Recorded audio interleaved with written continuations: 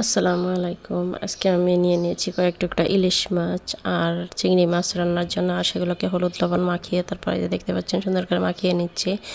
এগুলো রান্না করব আজকে দুপুরবেলা। দুপুরের আয়োজন আমাদের আর কি এটাই। আর এই পটল দিয়ে আর কি রান্না করব। কয়েকটা পটল নিয়ে নিয়েছি। আর এদিকে ভাতটাও কিন্তু আমি বসিয়ে দিয়েছি রাইস কুকারে। আর এদিকে দেখছি আমার ছেলে কি করছে, আবির খেলা করছে একা একা বসে। এই বিছনা খাতা কিন্তু বালিশ উলিশ দিয়ে সব কিছু দিয়ে আর কি একাকার করে নিয়েছে। আর বসে বসে আর কি টিভি দেখছে, এই যে দেখতে পাচ্ছেন ট্রেন যে কার্টুনগুলো সেগুলাই দেখছে। আর এগুলো দেখছে আর দুষ্টামি করছে বসে। আর আমি এদিকে কিন্তু সব সবজিগুলো সুন্দর করে কেটে পরিষ্কার করে নিয়েছি। এই যে দেখতে পাচ্ছেন সব সবজি কাটা হয়ে গিয়েছে। আর মাছটা আমি আর কি চুলায় বসিয়ে দিয়েছি ভাজার জন্য। এই যে দেখতে পাচ্ছেন এখনও ওলট পালট করে দিচ্ছি। আর চিংড়ি মাছটা আসলে নেওয়া আমার মেয়ে আইসামনি আর কি, সে ইলিশ মাছ একদমই পছন্দ করে না, সেজন্যই আর কি নিয়ে নেওয়া। আর শুধু ইলিশ মাছের ডিমটা খাবে, আর কিছুই খাবে না।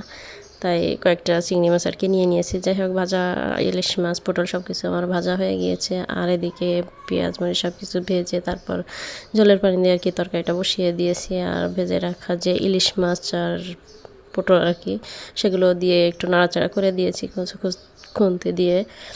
এই যে দেখতে পাচ্ছেন আমার তরকারিটা কিন্তু অলরেডি বসিয়ে দেওয়া হয়ে গিয়েছে।